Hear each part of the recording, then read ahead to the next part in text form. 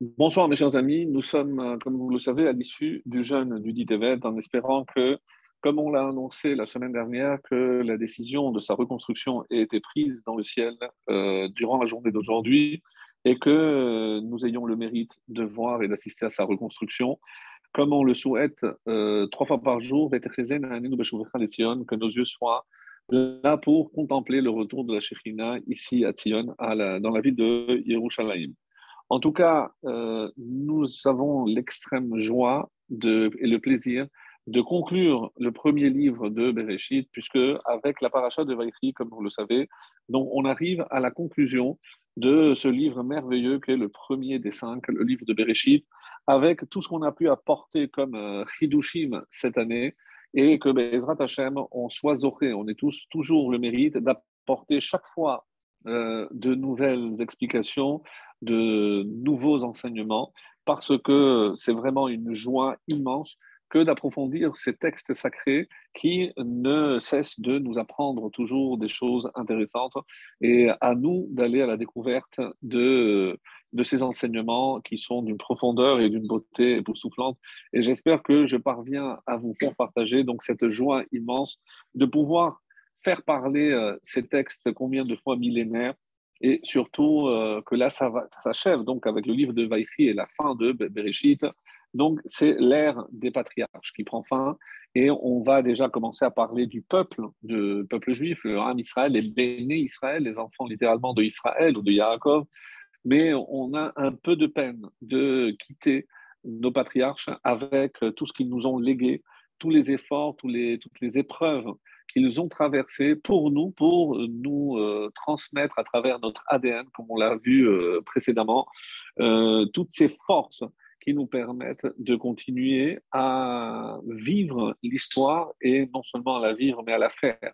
Puisque nous, le peuple juif, nous faisons l'histoire et chacun, par ses décisions, par ses actions, avons justement le pouvoir d'influencer le cours de l'histoire. Et c'est ce que j'espère que Bezrat Hashem, avec les enseignements qu'on arrive à se procurer à travers tout ce texte, eh ben, ça nous fasse grandir dans le vrai sens du terme, en tant que juif, en tant que Adam, et pour que l'on puisse, nous aussi, à notre petite échelle, bien entendu, apporter ne serait-ce que notre partie du tikkun, de la réparation dans ce monde qui n'attend qu'une chose, que cette réparation touche à sa fin, afin que l'on connaisse les temps tant espérés, les temps messianiques.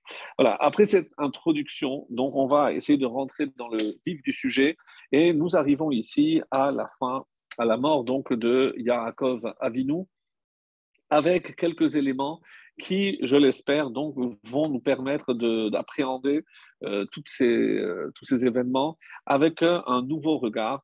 Et c'est ce que je souhaite toujours à travers ces cours, c'est d'apporter, encore une fois, ce qu'on appelle en hébreu des chidushim, des nouveaux enseignements, pour que l'on comprenne que ces textes, non seulement ne sont pas vieux, mais à travers tous ces temps, et tout ce temps qui nous sépare de la vie de nos patriarches, eh ben, à travers les brachot que l'on va entendre dans la paracha de Vaïchi, en effet, Yaakov réunira tous ses enfants et va les bénir en fonction du potentiel de chacun. Et je pense que le premier enseignement est déjà celui-ci. Qu'est-ce que c'est une bracha? C'est être capable d'exploiter tout le potentiel qui se trouve en nous. Ne serait-ce que, et pour cela, évidemment, il faut être conscient de ce potentiel, en sachant que nous sommes les descendants et on doit tellement être honorés de pouvoir se considérer comme les descendants de Abraham, de Yitzhak et Yaakov. Alors c'est vrai que lors de la tefila, on le dit, on ne pense pas, on ne s'arrête pas à dire, mais vous vous rendez compte que nous, on descend de ces patriarches, Abraham, Isaac et Jacob, mais quel mérite, quel honneur de faire partie de ce peuple, de faire partie de cette descendance, avec tout ce que cela comporte, évidemment, des devoirs et des droits, mais surtout des devoirs. Et c'est pour cela que dire que la bracha est en fonction, comme le texte le dit, la bracha qui convenait à chacun, c'est-à-dire qu'il savait quel était le potentiel de chacun. Et c'est peut-être la plus belle des brachot, c'est que l'on soit capable d'abord de connaître notre potentiel et de l'exploiter. nous, on ne peut pas, on a une interdiction, je le répète souvent, c'est d'être médiocre. Pourquoi? Parce que ça veut dire qu'on ignore le potentiel qui est en nous. Et encore une fois, on ne doit pas imaginer qu'on peut changer quoi que ce soit ou faire des grandes choses ou des bouleversements. Non, ne serait-ce que dans ma sphère d'influence, moi, ma petite famille, mon quartier, mes amis. Et si déjà chacun jouer vraiment son rôle en exploitant ce potentiel, eh bien, on pourrait faire de très, très grandes choses. En tout cas, c'est ça la bracha, et c'est la bracha que je nous souhaite. Comme à Yaakov Avinu connaissait le potentiel de chacun de ses enfants, et c'est ça finalement, comment il a su adapter. Ça, on pourrait un jour, une année, s'arrêter sur chacune des brachot. On va le faire aujourd'hui sur une en particulier, et vous allez voir, deux peut-être, en fonction du temps, mais que c'est presque de la prophétie. Yaakov Avinu donc souhaite qu'on soit capable d'exploiter ce potentiel qui est en nous. Et encore une fois, et ça consiste, ça c'est la plus belle des brachot. C'est pour ça que si on veut bénir nos enfants, eh ben déjà, pardon, il faut être conscient du potentiel de chacun et prier à Kadosh Baruch Hu, prier Dieu pour que Hachem permette à notre enfant d'exploiter tout le potentiel avec lequel chacun est né.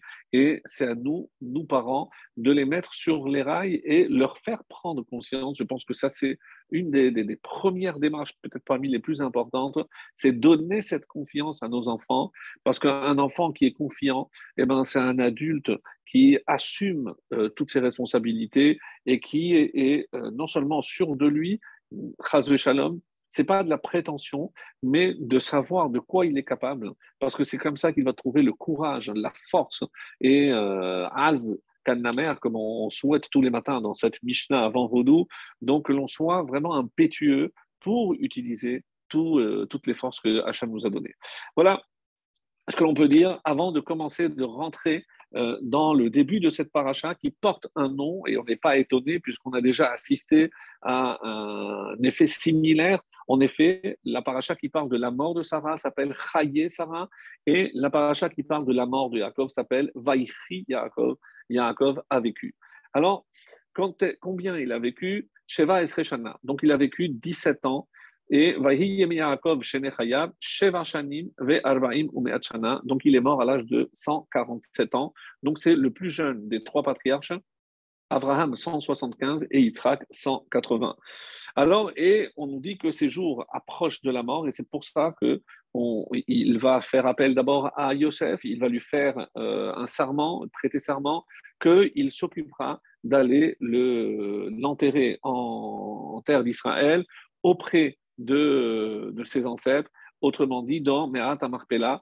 Et sur cela, donc, on va revenir par la suite.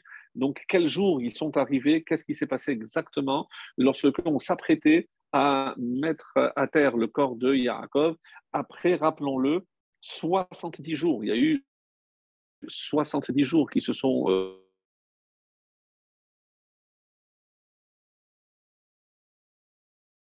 écoulés, 30 jours, on dit, de deuil, plus le temps d'arriver à Hebron. Donc, on va calculer avec le Khatam Sofer et d'autres pour savoir quels jours ils sont arrivés et qu'est-ce qui s'est passé exactement à ce moment précis. Mais avant cela, le Baal HaTurim nous dit la valeur numérique du mot Vaïchi, c'est 34. Autrement dit, il essaie de nous faire comprendre que combien de temps Yaakov Avinu a vraiment vécu, Vaïchi Yaakov, quand est-ce qu'il a vraiment vécu? C'est 34 ans. Et comment sont répartis ces 34 ans? C'est les premières 17 années de Yosef et les dernières 17 années qu'il va passer avec Yosef.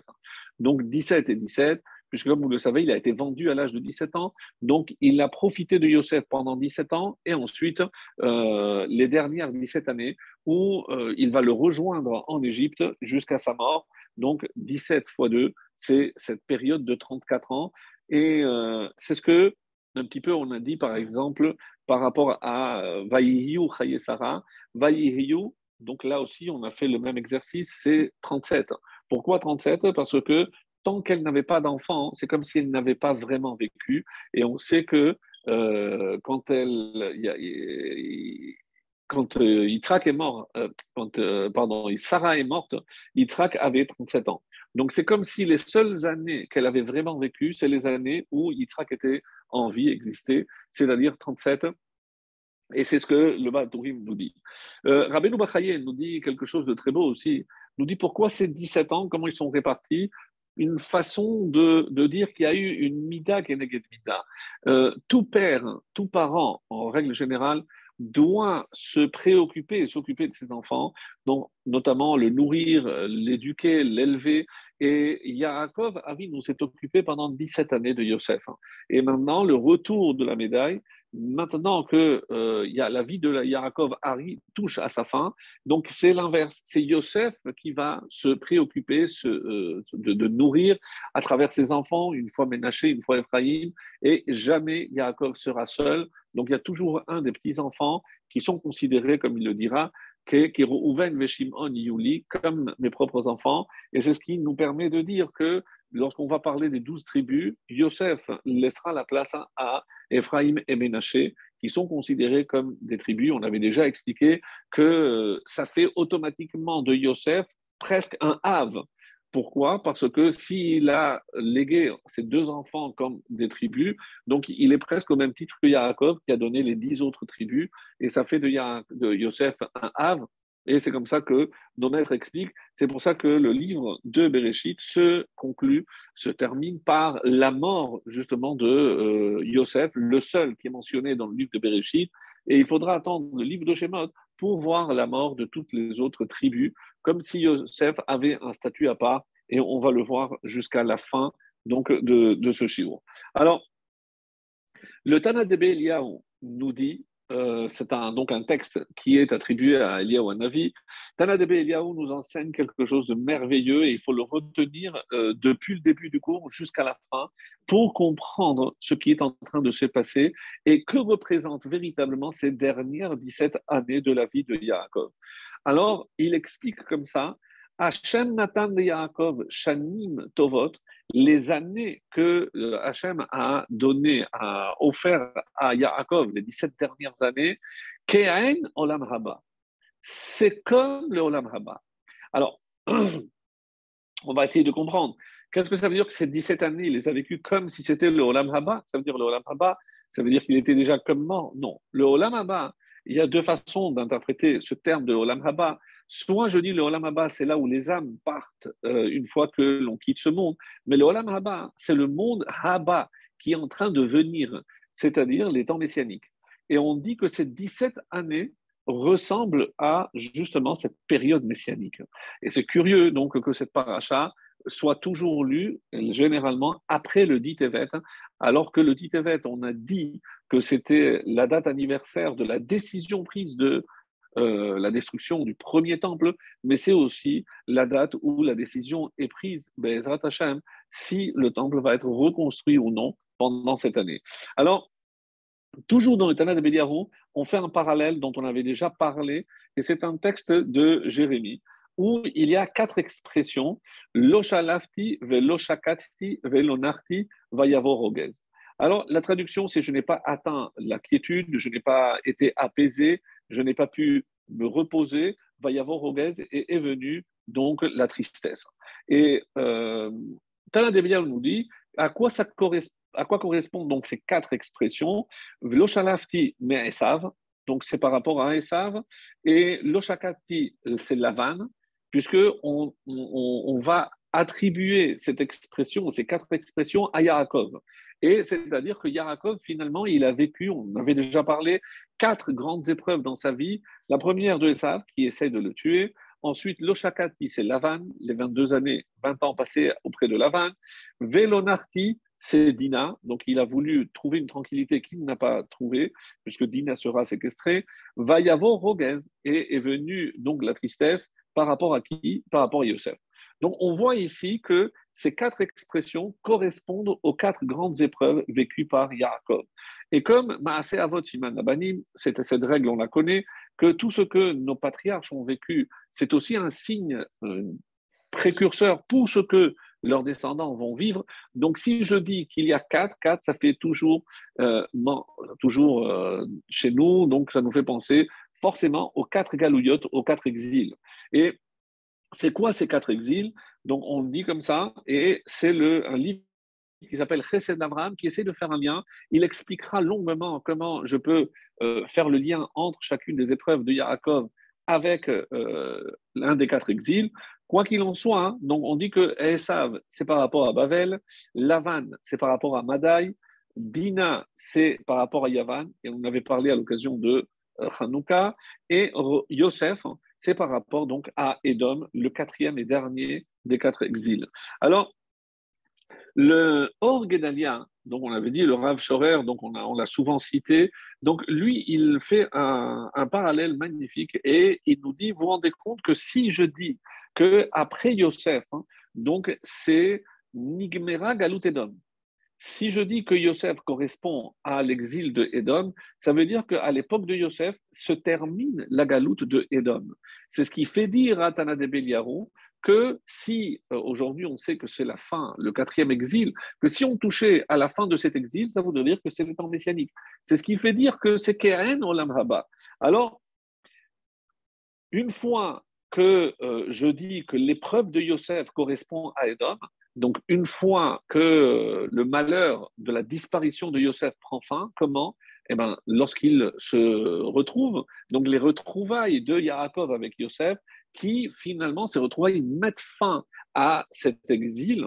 Et c'est pour ça que je peux dire que 17, qui est la valeur numérique du mot Tov, non seulement parce qu'il a été vendu à l'âge de 17 ans, mais Tov, c'est pour ça qu'il parle de Shanim Tovot, c'est de bonnes années par rapport au fait que c'est comme si l'exil de Edom touchait à sa fin. Et c'est ce qu'on doit évidemment maintenant essayer d'appliquer pour nous. Comment on peut nous interpréter que la fin de l'exil de Edom touche justement à travers Yosef? Comment expliquer cela? Alors, il y a une demande très particulière ici dans cette paracha, et c'est comme on a dit tout à l'heure que Kimot HaMashiach. Pourquoi? Parce que qu'est-ce que c'est les temps messianiques? On a expliqué dans notre introduction, les temps messianiques, c'est la fin de tous les exils, et en particulier le dernier, le plus dur, le plus long, celui que nous traversons encore pour quelque temps, on espère le plus court possible. En tout cas, c'est la fin de cet exil qui marquera les temps messianiques, puisque une fois que cet exil prendra fin, on rentre directement d'emblée dans les temps messianiques. Un ouvrage qui s'appelle Pardes Yosef, très, très intéressant, qui a toujours des points très, très importants, nous dit que dans cette paracha de Vaïchi, on va voir que Yaakov fait promettre à Yosef qu'il sera enterré en terre d'Israël. Alors, pourquoi? Parce qu'il nous révèle que depuis que Yaakov est arrivé, et surtout à la mort de Yaakov, lorsque les Égyptiens et surtout le Pharaon vont commencer à voir le pouvoir que Yosef a pris, que le pouvoir des fils de Yosef, donc petit à petit, il a diminué le niveau de Yosef, puisque si c'est le vice-roi, on a vu pour ce qui était de la distribution du blé, il ne consultait jamais le pharaon. Il a imposé la Brit Mila, on n'a pas vu qu'il devait aller d'abord demander l'autorisation au pharaon. Mais on va voir ici que pour ce qui est de la promesse d'être enterré en terre d'Israël, il le fait prêter serment. Pourquoi dit ce texte de Pardes Yosef? Parce que Yaakov savait que Yosef, on va dire la notoriété, pour ainsi dire, de Yosef allait en s'amenuisant, et ceci entraînait que ce n'était pas du tout sûr que Yosef allait obtenir gain de cause pour entraîner et aller enterrer Yaakov en terre de Canaan à Maatamarpela. Alors, c'est pour ça qu'on va voir dans le livre de Shemot, c'est qu'il y a comme une descente. Yosef est le premier à mourir, et plus les tribus vont disparaître, plus le statut du peuple juif va aller en se dégradant jusqu'à l'esclavage, comme on va le voir au début donc, du livre de Shemot. C'est ce que nous dit cet auteur donc, dans Pardes Yosef. Et tout le livre de Shemot, finalement, qu'est-ce qu'il commence par le shi'aboud, par l'esclavage, et par quoi se conclut justement le livre de Shemot, même si c'est une bande-annonce pour le prochain livre, mais par quoi se terminera le livre de Shemot? Par la construction du tabernacle du Mishkan, c'est-à-dire pour ramener en quelque sorte le China ici-bas. Mais comment faire le lien avec le livre de Bereshit? Parce que dans le livre de Bereshit, la Shekhinah était présente à travers les Havot.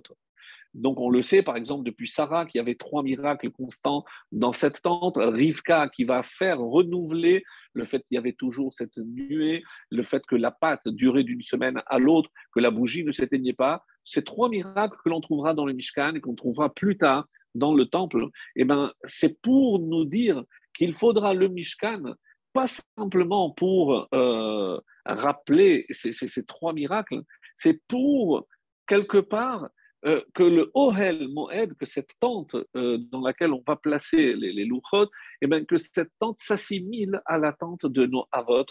Autrement dit, que si on revenait à vivre cette intensité où la Shekhinah, la présence divine, était tellement palpable à l'époque des avot, des patriarches, comme elle le sera grâce et par l'intermédiaire du Mishkan. Donc voilà un peu le parallèle qu'on pouvait faire. Par ailleurs,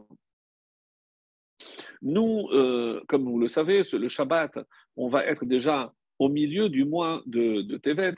Et pour rappeler ce qu'on avait vu déjà auparavant, qu'il y a un traité qui s'appelle Megillat Ta'anit, où on nous avait expliqué qu'il y avait en fait 3 jeûnes initialement dans ce mois, le 8 Tevet, le 9 et le 10. C'est le jeûne que l'on a fait aujourd'hui et qui a pris fin entre-temps. Et pourquoi? Donc, on avait rappelé, le 8, c'est le roi Ptolémée, Talmaï en hébreu, qui a demandé à ce que la Bible des Juifs soit traduite. Et on ne va pas s'attarder, on avait parlé déjà à Hanouka, c'est un jour qui est comparé à celui où on a érigé un veau d'or. Il y a eu 3 jours d'obscurité. Est-ce que c'est, comme on l'a dit, c'est certainement une éclipse? En tout cas, donc un malheur pour le peuple juif. Le tête, le Megillat Ta'anit, il a marqué l'onoda mayabo. On ne sait pas exactement ce qui s'est passé. Mais pour ceux qui ont fait attention aux tachanunim, les supplications qu'on a rajoutées aujourd'hui, on a dit on a parlé de Ezra. Ezra a souffert. C'est pour ça que certains disent que c'est la mort de Ezra. Certains disent, pardon, que c'était aussi la mort de Néhémia. Donc, les 2 artisans du retour de l'exil de Babel et de la reconstruction du deuxième Beth Amikdash. Et donc, le 10, on le sait, c'est le début du siège. Et on trouve un commentaire sur Megillat Ta'anit qui s'appelle le Mefaresh, l'interprète, l'explication, et il est Kotev, donc qu'est-ce qu'il a dit? Shenolad Yeshu. Donc, le 9, c'est la naissance de Yeshua, de Jésus. Autrement dit, la naissance du christianisme. Donc, c'est évidemment, alors pourquoi il est écrit l'onoda? On savait qu'il fallait jeûner, mais on ne sait pas pourquoi.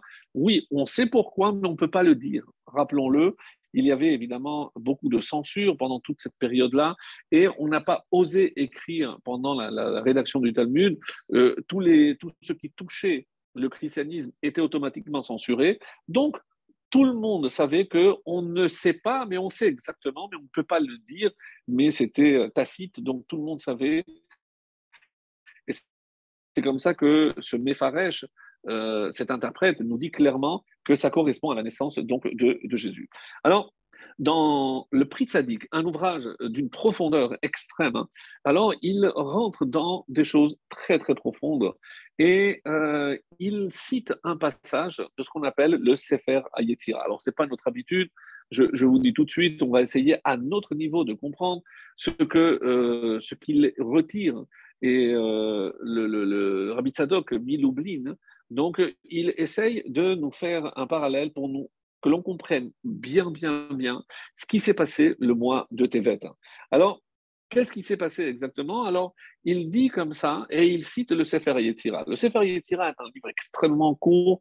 On attribue à Abraham Avinu. Certains disent que c'est un malhar qui lui a remis.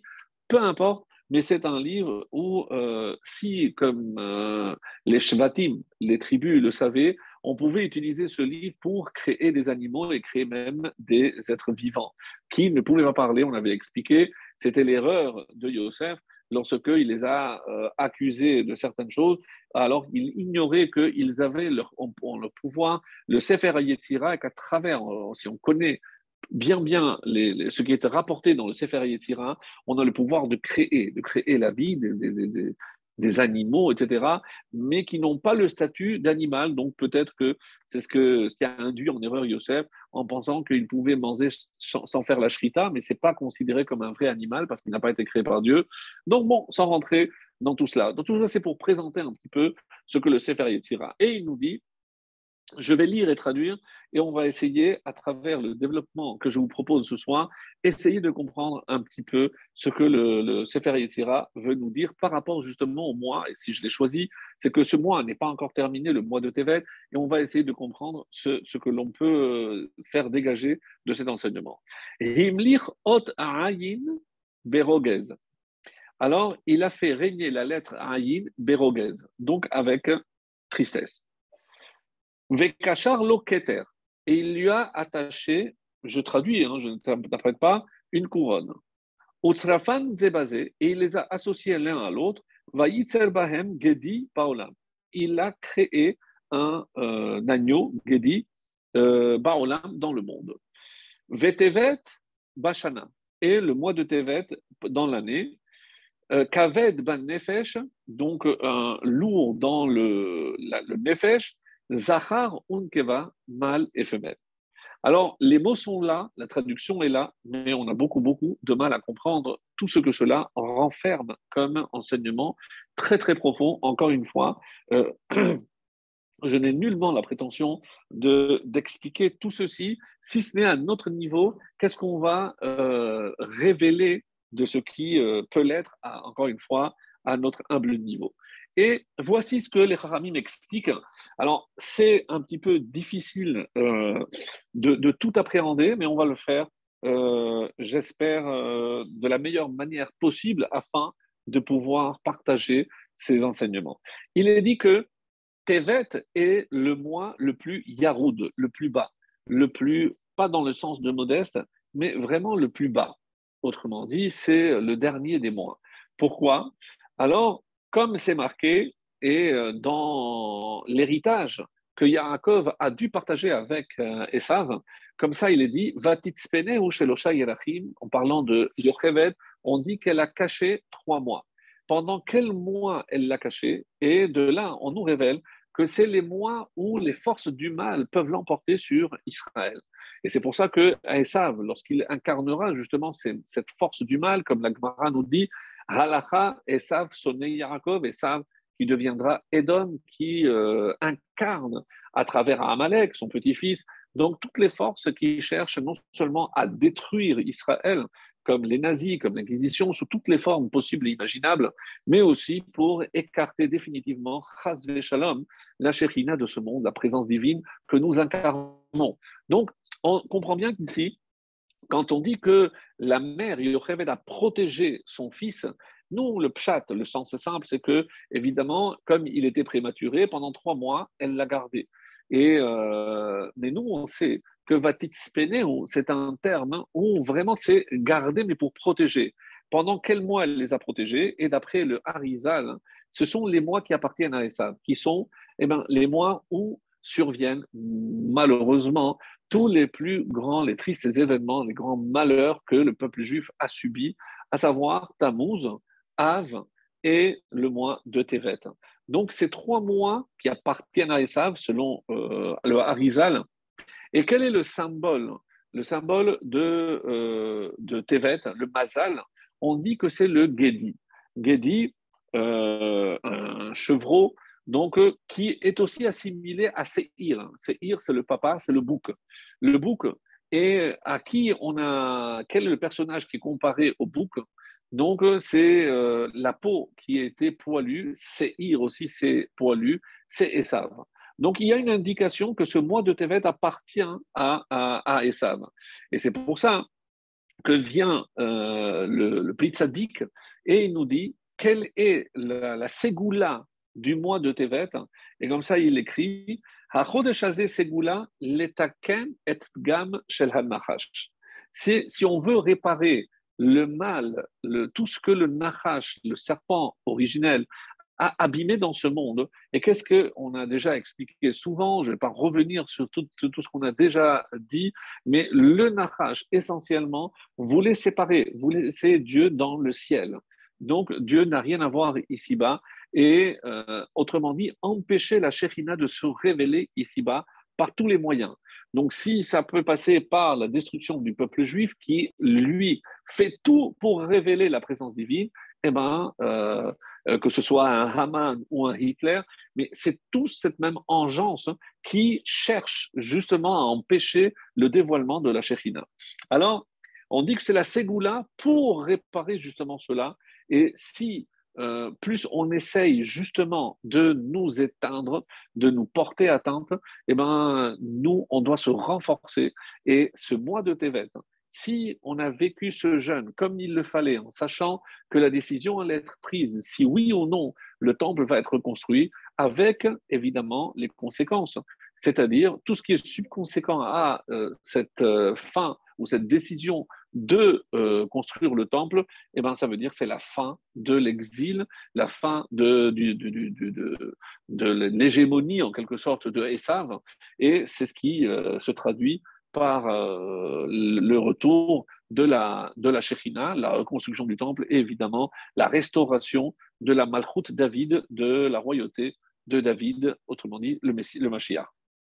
Alors, comme ça, il est dit, quand on voit une allusion au 10e mois, et c'est depuis le début, où le Zohar nous dit que si on voit le texte qui se rapporte au déluge, qu'est-ce qui a marqué? Vehayamim hayu halor vechasor ad achodesh asiri. Vehamayim, pardon. Et donc, les eaux qui allaient et venaient jusqu'au 10e mois. Et on dit, qu'est-ce que c'est ce 10e mois? Le Chodesh HaAsiri, on sait que c'est Tevet, c'est le mois de Tevet. Shehem Yamim Ra'im, parce que ce sont des jours mauvais.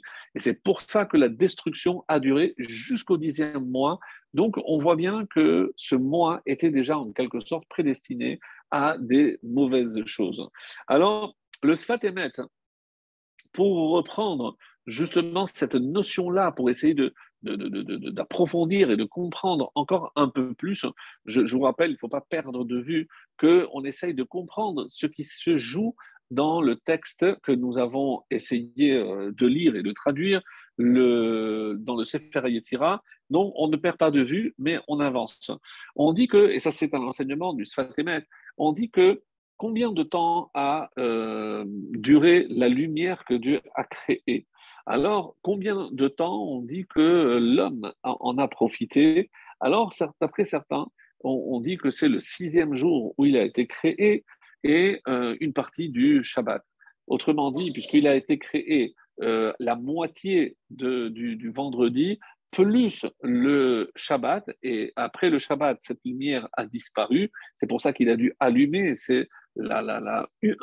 des explications pourquoi on allume la lumière lorsqu'on fait la Havdalah. C'est pas simplement parce qu'on n'a pas pu allumer auparavant, on peut la laisser allumer, mais c'est une allusion à ce organose, cette lumière qui était cachée. Donc, à partir de midi, donc, on a 6 heures.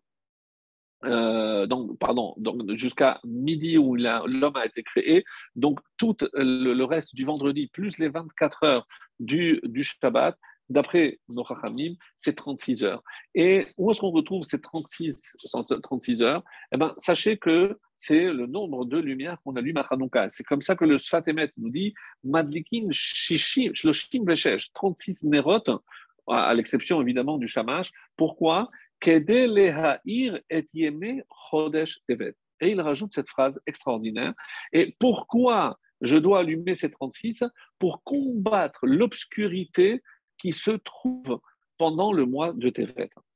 Et on a vu donc les malheurs qui sont survenus le mois de Tevet avant même de parler du siège de Jérusalem.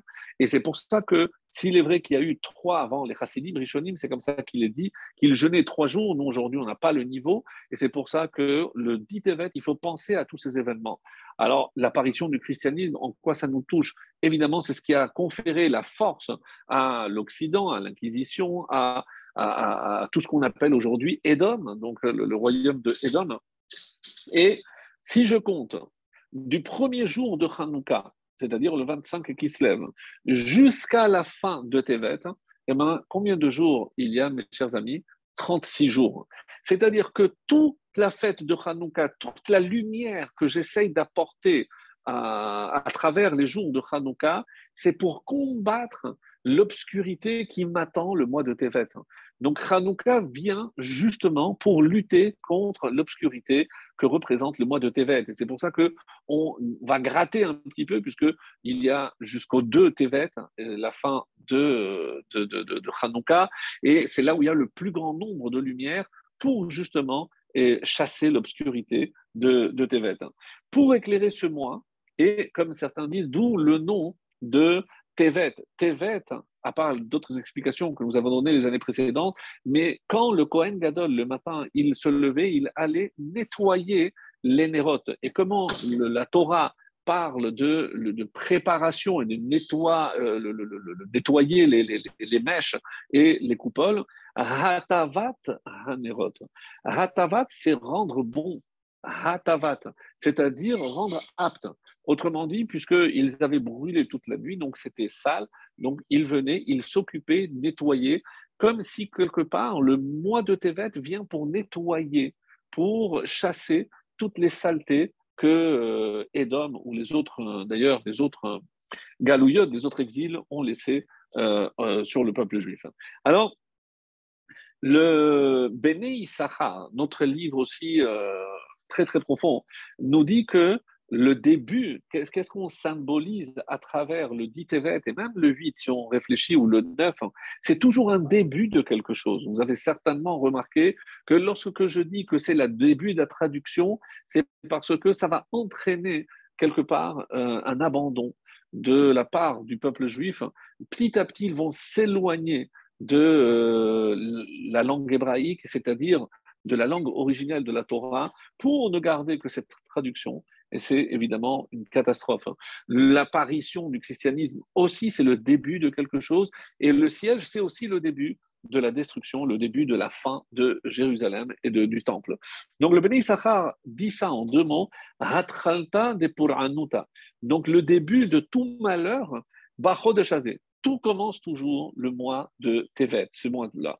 Et quel est, d'après le Béni Issachar, vous savez qu'il y a toujours une correspondance entre le mois et la tribu. Il y a 12 tribus, et c'est ce que Hachem a dit à Yaakov, s'il y a 12 heures dans le jour, 12 heures la nuit, s'il y a 12 constellations, s'il y a 12 mois, et ben, c'est parce qu'il doit y avoir 12 représentants, c'est les Shifteka, les tribus d'Israël. Donc, sache qu'il y a forcément donc une correspondance entre chaque mois et la tribu. Quelle est la tribu du mois de Tevet? Il en faut aussi une. Et on nous dit que c'est la tribu de Dan. Et là, on arrive à un point où on va évidemment essayer de faire le lien avec la paracha et avec la suite en fonction du temps qui nous restera. Bezrat Hashem. En tout cas, quel est le lien avec Dan? Dan, on dit que c'était la tribu qui marchait à la fin. Et ce n'est pas que cela, il y a aussi une symbolique. Si, c'est comme ça que le Béni Issachar nous dit, si le mois de Tevet est le mois le moins important, c'est-à-dire le plus bas, eh ben, la tribu de Dan est aussi la tribu la moins importante, la plus basse. Alors, il va essayer de comprendre pourquoi. Parce que, à travers la tribu de Dan, ils ont pris avec eux ce qu'on appelle Pesel Micha. Donc, c'est eux qui sont à l'origine de cette idolâtrie à travers le Pesel Micha. Donc, rappelez-vous, c'est ce petit que Moshe avait sauvé, il a récupéré, et donc on dit qu'il avait avec lui la possibilité donc de faire ce Pesel, cette statue. Et d'après aussi le Pri Tzadik, c'est ce que malheureusement, c'est la tribu de Dan par laquelle l'idolâtrie va s'immiscer, s'introduire dans le peuple juif. Hein. Et c'est pour ça que commencer à faire le lien. De la même façon que c'est la tribu de Dan qui a en quelque sorte introduit la Avodazara, l'idolâtrie au sein du peuple juif, il y aura un juif qui introduira la Avodazara au niveau du monde. Et maintenant, vous avez compris le lien avec, évidemment, Yeshua.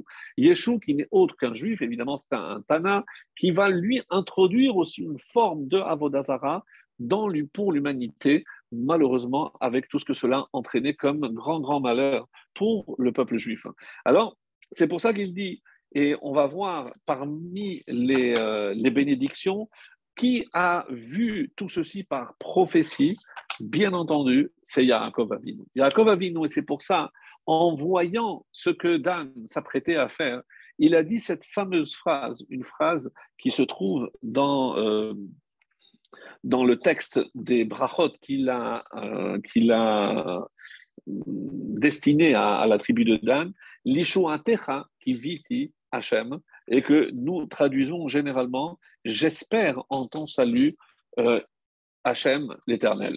Alors, comme si quelque part, en voyant le mal que la tribu de Dan allait faire, eh ben, il espérait qu'il y aurait une délivrance. Eh ben, j'espère en ton salut que la bracha de Yaakov, hein, par rapport justement à cette tribu qui nécessitait, alors vous allez voir toutes les autres tribus, et c'est très curieux, jamais il y a comme ça une notion d'espoir exprimée aussi de manière aussi explicite de la part de Yaakov Avinu. Pourquoi justement c'est la tribu de Dan qui a eu ce mérite de parler d'espérance, d'espoir. Les Shuatecha qui vit, j'ai espéré donc ta délivrance, Hachem. Pourquoi c'est lié à la tribu de Dan? Donc ça c'est une façon d'expliquer. On va voir une autre d'après Rashi, très intéressante aussi. Et on va voir que quand il entreprend de bénir au début, quand il les réunit, comment il est dit Hikabesu veshim'u lavichem, et avant, Ish ke birchato beler. Donc, il a béni chacun littéralement, et c'est pour ça que c'est assez curieux. Voilà. Je vous lis le verset, c'est le verset 28, justement. Vaivarech otam ish asher kebirkato berach otam. Donc, littéralement, si on traduit, il les bénit, accordant à chacun la bénédiction conforme à ce que, et on peut rajouter, même si ce n'est pas écrit, ce qui arriverait ainsi qu'à sa tribu dans l'avenir, et leur donna à tous les bénédictions qu'il avait données à chacun individuellement. Et c'est-à-dire que, comme si quelque part, il y a une bénédiction qui est propre à chacun, et c'est ça, Ish kebirkato berach. Donc, chacun a une bénédiction. De là, on apprend quelque chose que je disais dans mon introduction. Chacun vient dans ce monde avec une bénédiction. Et à nous de déceler c'est quoi cette bénédiction, et kebirkato berechotam. Donc, en fonction de la bracha de chacun, et ici, bracha, c'est donc, comme on a expliqué, le potentiel. Yaakov connaissait parfaitement le potentiel de chacun pour que dans sa bénédiction, eh ben justement, chacun reçoive ce qui lui convenait, qui était conforme à ses besoins. Alors, dans l'explication que nous donne maintenant Rashi, et si on lit ce que Rashi va nous dire, de qui on parle, à qui s'adresse toute cette bénédiction. Alors, je vais vous lire la bénédiction de Dan pour nous arrêter quelques instants.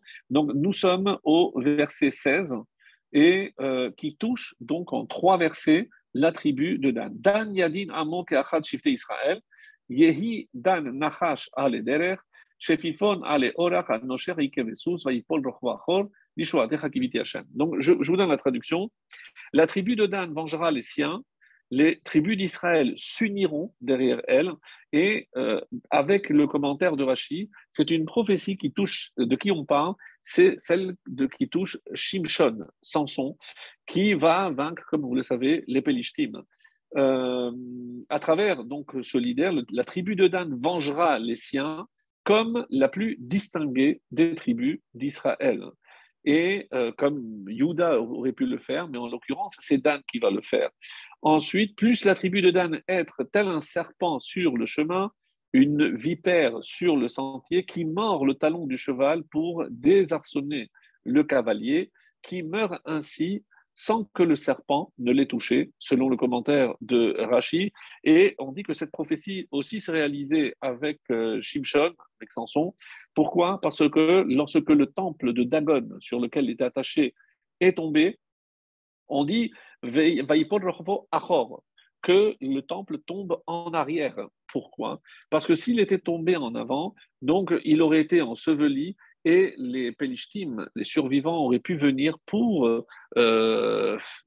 faire détruire le corps de Shimshon, alors qu'en tombant en arrière, le temps que les Pélishtim ont récupéré, c'est comme ça que c'est rapporté dans les commentaires sur ce passage, le temps qu'ils ont récupéré tous les corps, certains parlent de 3000, d'autres nous disent 3000 que sur le temple, mais il y avait encore des gens à l'arrière, et c'est pour ça qu'il a prié pour que le temple tombe en arrière, pour tuer encore 5000 d'après certaines sources, et ce qui a permis entre autres au père et à la tribu de Dan, de venir chercher le corps de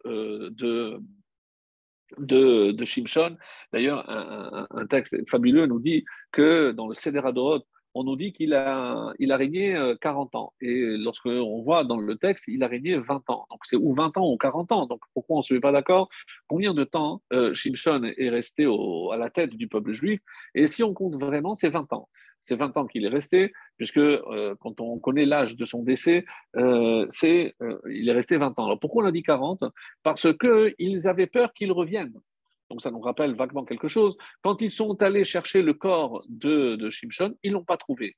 Ils pensaient qu'il avait survécu, puisque c'était un miracle que tout tombe en arrière, qu'il ait eu la force, alors qu'ils savaient qu'il lui avait crevé les yeux, qu'il ne pouvait plus voir comment il a réussi à faire ce tour extraordinaire.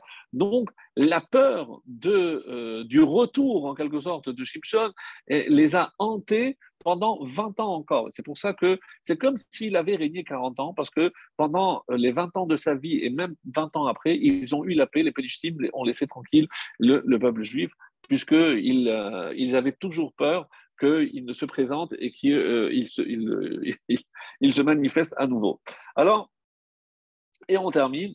Quand Jacob a prévu que Dieu devrait restituer justement la force à Shimshon pour réaliser ce dernier tour, pour lui permettre donc, de faire s'écrouler le temple de Dagon, alors, et on dit que Jacob, c'est à cela qu'il a fait allusion en disant que l'Ishuatecha kiviti Hashem, ce seraient les mots prononcés aussi par Shimshon, j'ai besoin encore de ton salut, et c'est là où il a reçu cette force pour justement combattre et faire écrouler tout le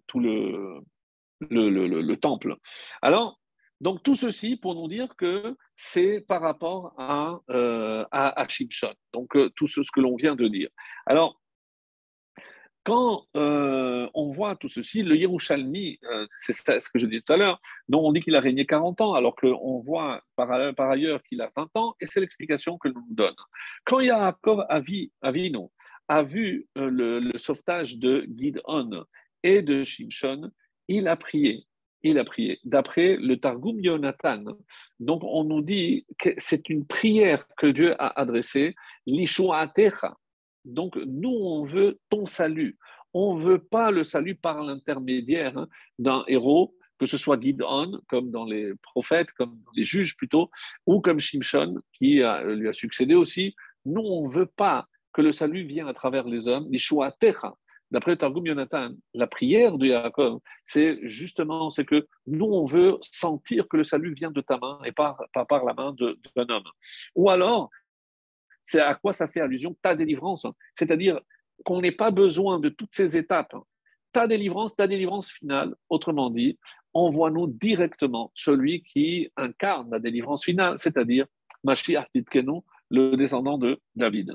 Alors, toute la force de Shimshon, donc l'Ishuatecha, n'oublie pas que toute cette force vient d'Hachem. Et pour nous, encore une fois, c'est aussi ne jamais oublier que tous les miracles auxquels on a assisté, évidemment, ce sont le fait de Akadosh Baruch Hu, à travers, évidemment, les hommes et les protagonistes que Dieu choisit pour réaliser tel ou tel miracle, telle ou telle prouesse, comme c'est le cas de Shimshon. Mais il est évident qu'il ne faut jamais oublier que la Yeshua, la délivrance, le salut ne vient que de Hachem. Le Rashbam dit, il est contre le Rashi avec des termes très très durs, et il a dit, mais pas du tout, on n'a pas tellement le temps, j'avais préparé le texte, mais il nous dit, mais qui c'est qui fera Khalila ve Khalila, que Dieu ne plaise de penser que toute la bénédiction de Yaakov pour la tribu entière de Dan ne s'adresse finalement qu'à un homme, Shimshon. On ne peut pas dire une chose pareille.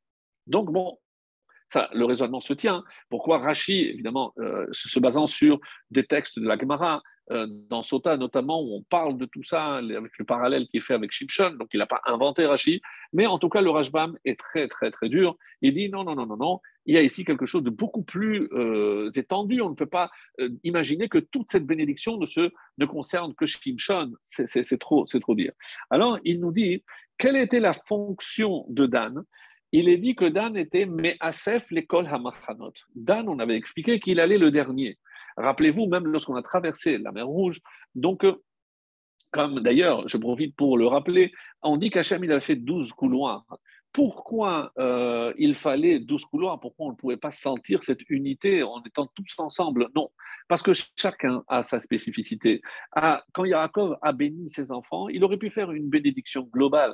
De là, on apprend que si on est vraiment on va dire, les descendants de nos patriarches, quand on doit bénir nos enfants, il faut adapter la bracha que l'on donne à chaque enfant par rapport aux besoins, par rapport aux spécificités, aux caractéristiques du caractère, etc.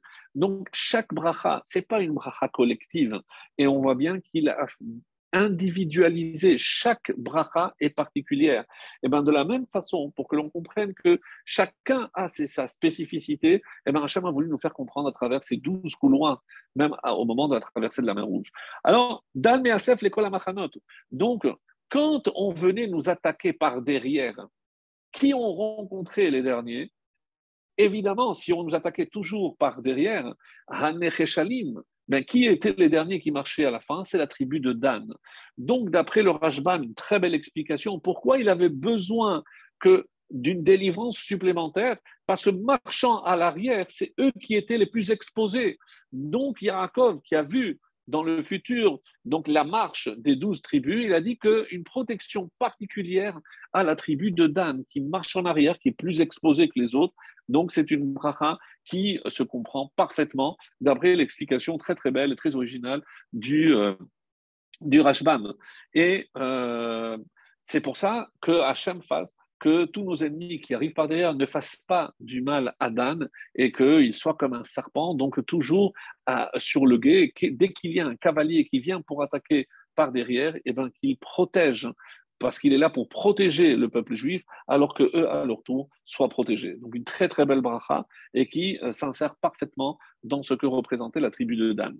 Alors, par ailleurs, on voit que toutes les brachot qui ont été citées ici, aucune ne fait partie de la liturgie. Donc, on n'a pas retenu certains textes pour qu'ils fassent partie de la prière au quotidien ou autre. Il n'y a rien du tout. Alors, à l'exception, surtout pour les Ashkénazes disent l'Ishuater Kiviti Hashem à la fin de la tfila. Donc, ils font les 13 articles, etc. Anima, Amin, Bemunashelema. Donc, et les Asara Zichronot, les 10 choses qu'on doit rappeler, et il termine toujours par les Shurat Akiviti. Nous, les Sfarad, on a l'habitude de le dire, certains pour Kriyat Shema Lamita, et en tout cas pour Tefilat Aderer. Dans Tefilat Aderer, donc il y a toujours l'Ishuratecha Kiviti Hashem, l'Ishuratecha Hashem Kiviti Shiviti Hashem. Donc avec toutes les permutations, donc c'est quelque chose, il y a certainement des secrets qui sont cachés là-dedans, sans aucun doute, et c'est ce qui ressort de là. Donc, pour nous dire que, et ça c'est le Shlach HaKadosh, et qui nous dit que dans Tefilat Aderer, il aurait fallu faire 30 fois Yeshua Techa. Donc maintenant, on ne fait pas 30 fois, mais bon, c'est comme ça qu'il le dit. Alors, par ailleurs, dans ce qu'on appelle l'habitude Pirkei Shira, on sait que toute la création fait un chant à Kadosh Baruch Hu, et il y a un chant, et parmi ces animaux qui chantent la louange de Dieu, il y a un animal, dans la louange, il y a aussi l'Ishua Techa Kiviti. Alors, peut-être les gens qui ont l'habitude de faire ce Perek Shira ont-ils déjà trouvé de quel animal s'agit-il? En tout cas, voilà ce qui est dit. Je ne vais pas tout vous lire, mais c'est dans le 4e chapitre, Perek Revi'i. Et donc, on dit, et c'est les shir ha'ofot ve'hadakim, c'est les poissons et la volaille. Et qui dit cette phrase? Tarnegol, c'est le coq. Le coq qui, Besha'a Sheba Akadosh Baruch Hu Etzel Tzadikim, lorsque Hachem vient auprès des justes, Began Eden, Zolfin Kol Ilane Gan Eden Besamim, donc tous les arbres dégagent une odeur, Besamim Meradnenim ou Meshabehim, donc qui dégagent une odeur extraordinaire, Ve'az Gamon Mitorel ou Meshabeh. Et dès qu'il y a cette odeur qui se dégage dans le Gan Eden, le Tarnegol ici en bas, il commence à proclamer. Et curieusement, alors qu'on va voir tous les autres volatiles, le seul à faire 7 chants. Et c'est comme ça qu'on a expliqué, on dit que chaque jour de la semaine, il fait un chant. Bekol Rishon, c'est Usharim Rashechem, Minasu Pitre Olam, Mise Melech HaKavod, donc il chante la louange de Dieu. Bekol Sheni, c'est Usharim, levez les portes, Rashechem, Usu Pitre Olam. Kol Shelishi, Aimdu Tzadikim, levez-vous les Tzadikim, Veisku Torah, et occupez-vous de Torah, Kedesheye Secharchem Kaful la Olam Haba. Comme ça, vous aurez un double récompense dans le monde futur. Et arrive le 4e jour, Omer, Lishuatecha Kiviti Hashem. Le texte qui est tiré de la bracha que Yaakov a faite à la tribu de Dan. Très curieux. Alors, vous voulez, ça vous intéresse? Le 5e jour, An Matai Atzel Tishkav. Donc, jusqu'à quand, toi, le fainéant, tu vas rester couché? Le 6e, Altehav Shena, n'aime pas trop le sommeil. Bekol Shevi Omer, Et la Asot Lachem, c'est le moment d'agir pour Hachem. Donc, pour plus de détails, vous pourrez consulter le Père Ekshira. Alors, la question, c'est que le seul homme qui est comparé à un coq, c'est justement Bil'am, c'est Toumahayin. Mais Umaha Gever, Gever, c'est aussi un coq.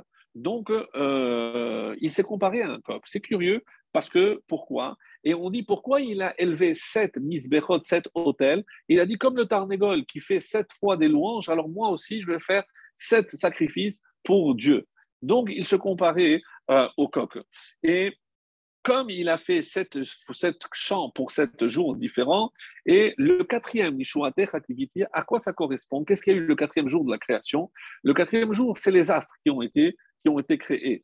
Et quel est le lien entre le coq et l'astre? On le sait très bien, parce que c'est le seul qui distingue le jour de la nuit, et c'est la bracha que nous donnons, que nous faisons tous les matins, Hanoten, la servi Bina, qui donne le discernement à mon coq, les hafrin ben yom uven laïla, pour faire la différence entre le jour et la nuit. C'est, mes chers amis, le seul animal que l'on remercie, et c'est le coq. C'est assez curieux, parce qu'on aurait pu remercier d'autres animaux qui pourraient, comme la Gemara nous dit, on aurait pu apprendre le vol de la fourmi, la fidélité de la colombe, mais il n'y a pas une bracha pour remercier.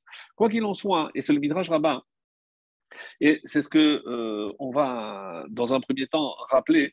Le Midrash Rabbah nous dit que Yaakov nous donne un message extraordinaire à travers cette bracha. Quelle est cette bracha? C'est Alte Abedu Kivui. Donc, tout le message essentiel de Yaakov Avinu, c'est pour qu'on ne perde pas espoir. On dit, et c'est triste à dire, que, comme ça c'est rapporté dans le Midrash, que quand tu as des issouris, des épreuves, ne perds pas l'espoir. Lorsque tu dois faire du kiddush Hashem, donc qu'est-ce que ça veut dire kiddush Hashem? Si les médecins te disent, écoutez, il n'y a plus d'espoir, il n'y a rien à faire, alors nous, on va faire le kiddush Hashem et espérer jusqu'à la dernière minute. Pour le Olam Haba, il ne faut pas perdre l'espoir qu'on aura notre Olam Haba et qu'on aura évidemment les temps messianiques. Pour le pardon, pour la Hanina, pour la grâce que Hashem. Donc, il y a comme ça une liste dans le Midrash Rabbah des choses pour lesquelles on n'a pas le droit de perdre espoir. Et Al te'abed tikva, donc pourquoi on dit aussi qu'un pauvre ne doit jamais perdre l'espoir, même s'il se trouve sans rien, dénué de tout, un cholé, un malade, un prisonnier. Et pourquoi maintenant, et c'est la question, pourquoi c'est la tribu de Dan qui a eu le mérite d'avoir cette bracha de la tikva, de l'espoir, de l'espérance?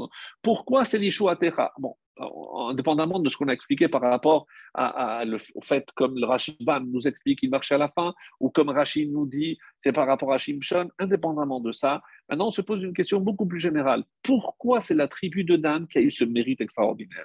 Et on nous dit, Shevet Dan, on dit que Hevi Avodazara, euh, donc c'est la tribu de Dan qui a introduit la Avodah dans le peuple juif.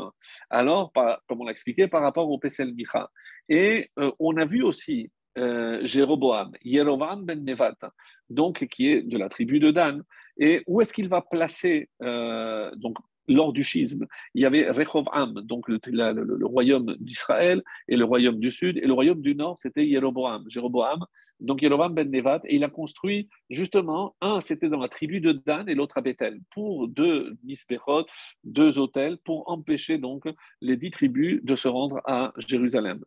Et d'après cette explication, quand on dit Hanecheshalim acharecha, ceux qui s'étaient affaiblis à acharecha à l'arrière, pourquoi la tribu de Dan est considérée comme affaiblie, c'est-à-dire plus exposée? Parce que comme il y avait ce soupçon de Avodazara à l'intérieur, donc on sait très bien que ceux qui s'attachent à la Avodazara eh ben, ne méritent pas la protection divine. Et comme ils avaient en eux donc ce défaut, eh ben, c'est ça ce que la tribu de Dan.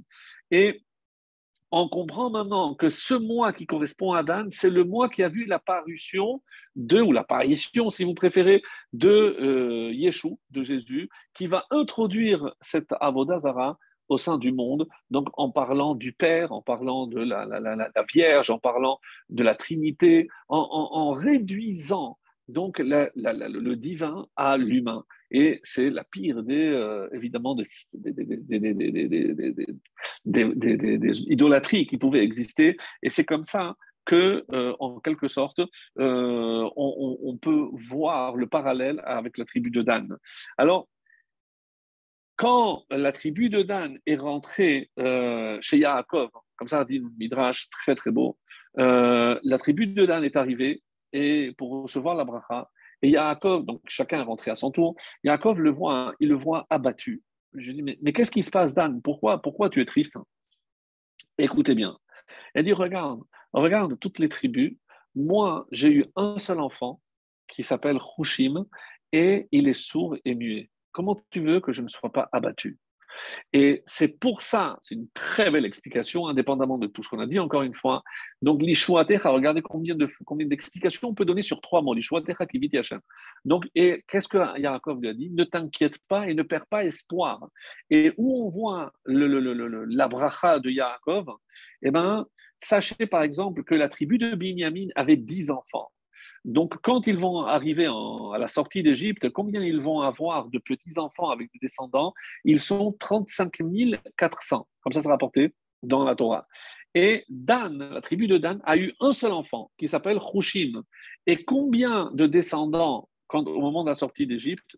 Écoutez bien, et c'est ahurissant, 62 700, parce que le double de la tribu de Binyamin qui avait 10 enfants. C'est-à-dire que la bracha, même avec un enfant, regardez tous les descendants que Dan va avoir. Il ne perd jamais l'espoir. Même si tu as un seul enfant, regarde ce que ça peut donner. Donc, on a vu des exemples à travers ça. Donc, Kol Echad, on doit se dire, chacun a son épreuve, chacun a son malheur. Mais attention, et c'est le message qui traverse le temps, dans la bouche de Yaakov, l'Ishuatecha. Donc, à aucun moment, il faut perdre cet espoir. Kol Echad Imatzara Salo. Pourquoi le Tarnégol, le 4e jour, et c'est comme ça qu'on dit? Alors, on dit que c'est 3 heures, avant l'apparition du jour. C'est à ce moment-là que l'obscurité est la plus intense. Et quand est-ce que le coq commence à chanter? On dit 3 heures avant le lever du soleil. Parce que dès que pointe déjà un minimum de lumière, hein, le Tarnégol est déjà en train d'élever son chant. Et qu'est-ce que ça nous enseigne? Ata ro'e chosher. Si nous on regarde, on se dit le coq il a perdu sa vision, mais il fait encore noir. 3 heures avant le lever du soleil, il fait encore noir. Mais pourquoi il chante? Parce que qu'est-ce qu'il vient te dire le Tarnégol? Toi tu vois l'obscurité, moi je vois la lumière. Et c'est ça le message du coq. Et c'est ça ce qu'il veut dire dans ce passouk. Donc, comment on doit considérer le mois de Tevet? Techilat Hazelicha, c'est-à-dire le début du scintillement, le début de l'éclairage. Hayom Godel, et ça correspond aussi par rapport aux nuits qui vont de plus en plus en s'amenuisant et le jour qui va se prolonger. Et je voudrais conclure cet enseignement, puisque je vous l'ai promis, parce qu'on n'a pas forcément expliqué le texte du Sefer Yetzira, mais bon, peut-être déjà un petit peu, la tribu de Tevet avec le Gedi, avec le chevreau, et on arrive à la mort de Yaakov. Il y a une marloquette dans la Gemara de savoir quand est-ce que Yaakov Avinu est mort. En effet, est-ce que les marloquettes dans la Gemara, donc certains disent ils sont nés et ils sont morts le même mois, certains disent que c'est à Tishri et d'autres qui disent que c'est à Nissan. Donc il y a une marloquette. Et après il y a plusieurs avis qui viennent démontrer quand est-ce que véritablement la mort a eu lieu. En tout cas, nous, un avis dit que c'était le premier jour de Pessah, il y en a qui disent que c'était le premier jour de Sukkot.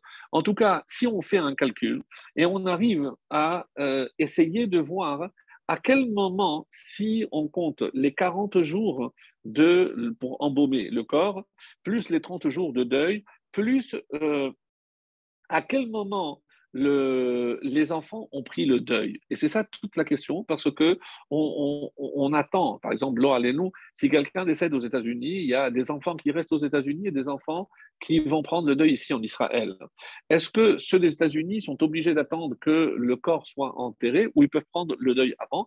Alors, sans rentrer dans la marloquette et dans la halacha, il y en a qui disent que dès que le corps disparaît de leur vue, même s'il est encore dans l'avion, ils doivent déjà faire la kriya et ils recommencent les 7 jours. Donc il y aura un décalage avec ceux qui feront le deuil une fois que le corps arrivera. Donc ça c'est un avis, surtout chez les Ashkenazim, ils font comme ça. Tous les Sfaradim ne suivent pas cet avis.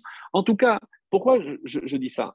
Parce que entre le moment où Yaakov est mort et le moment où Yaakov va être enterré, il se passe donc 70 jours. Et ces 70 jours, si on fait le calcul, donc à partir de quel moment ils ont fait le deuil, dès qu'ils pouvaient faire, c'est-à-dire, et si on fait d'après beaucoup de sources, on nous dit qu'il est mort le premier jour de Sukkot, et donc si je compte 70 jours, j'arrive au 25 qui se lève, c'est le premier jour de Hanouka. Et s'ils ils ont fait le deuil, donc les 7 jours finalement de Hanouka, c'est donc tout Hanouka, ils ont fait le deuil. Et après, ils sont allés l'enterrer. Alors, au moment où ils sont allés l'enterrer, donc quand et c'est marqué dans le texte qu'il a pris le deuil à Goren Ha'atad. Mais qui a pris le deuil? Que Yosef. Comme ça, c'est rapporté, et c'est assez curieux.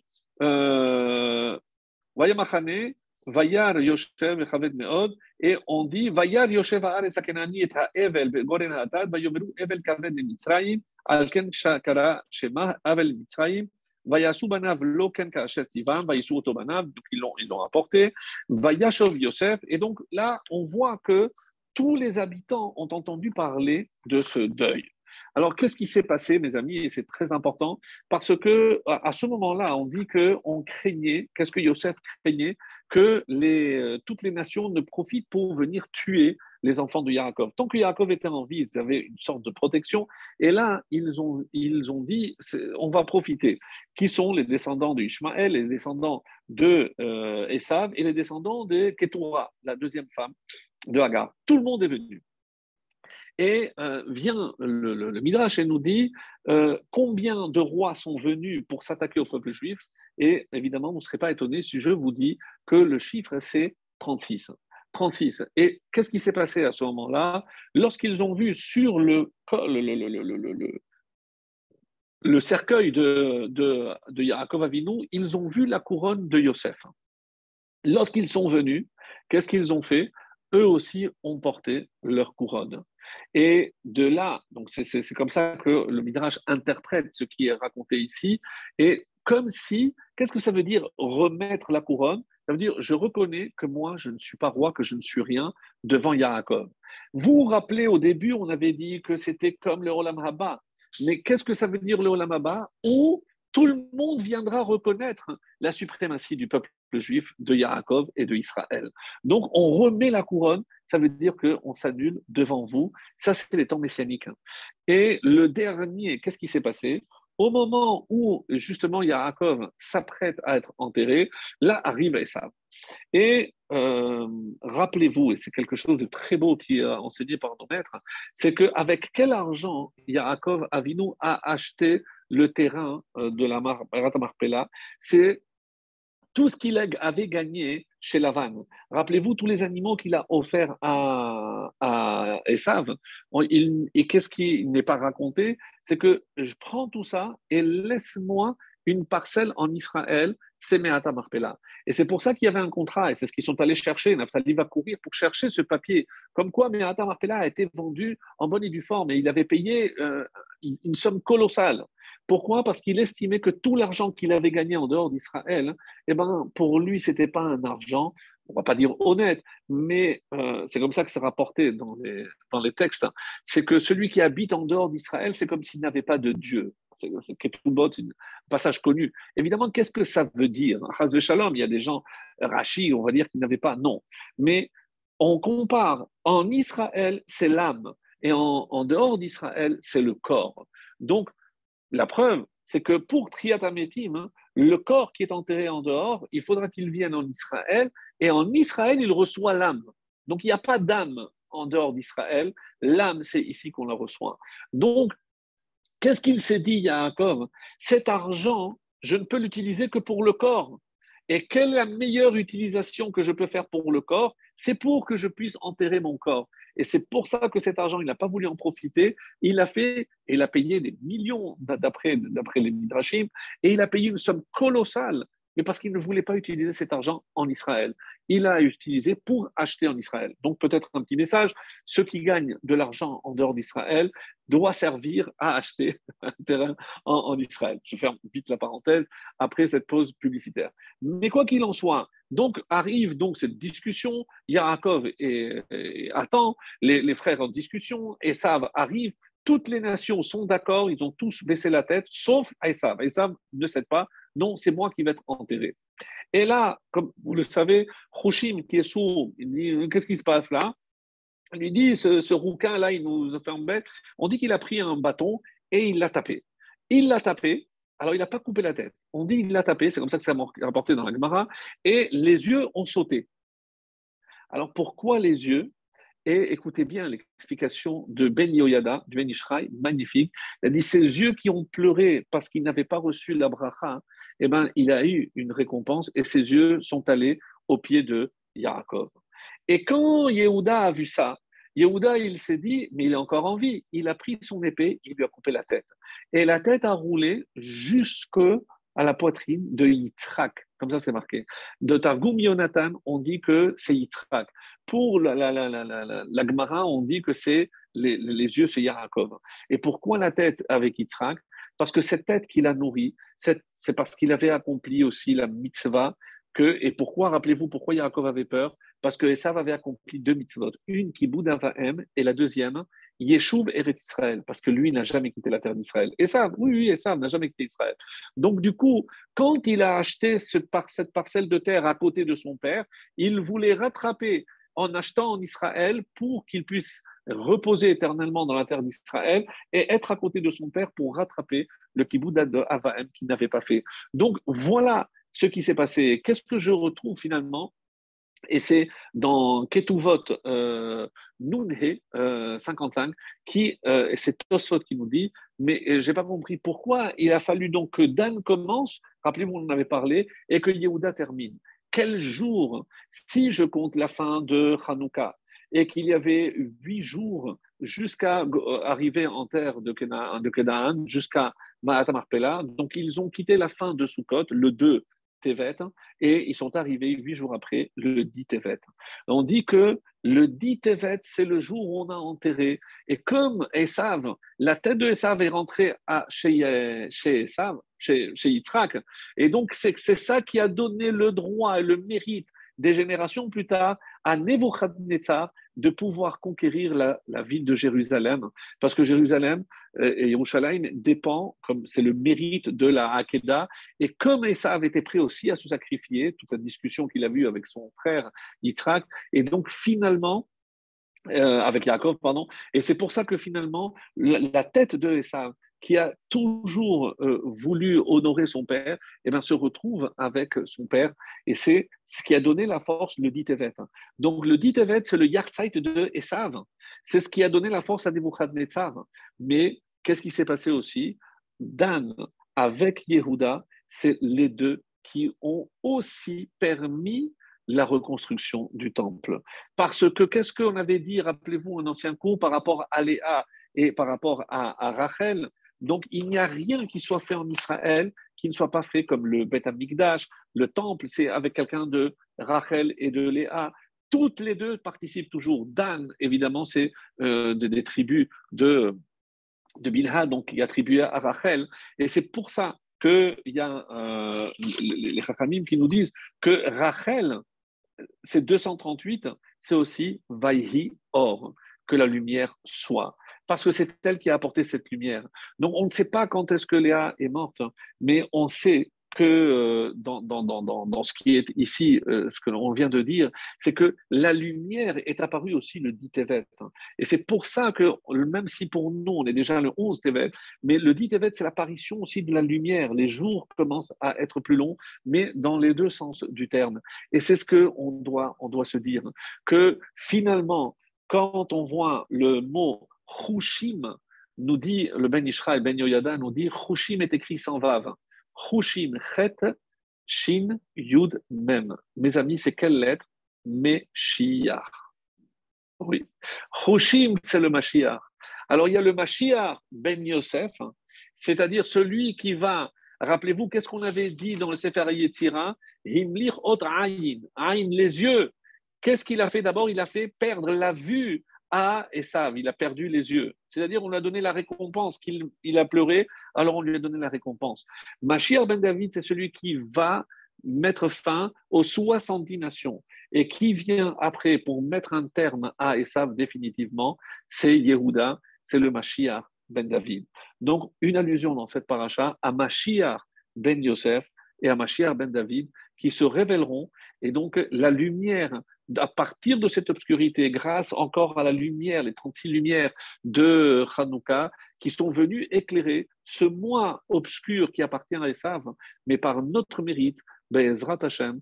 Donc, on aura le mérite d'apporter la lumière grâce à Rachel, grâce aux descendants de Léa.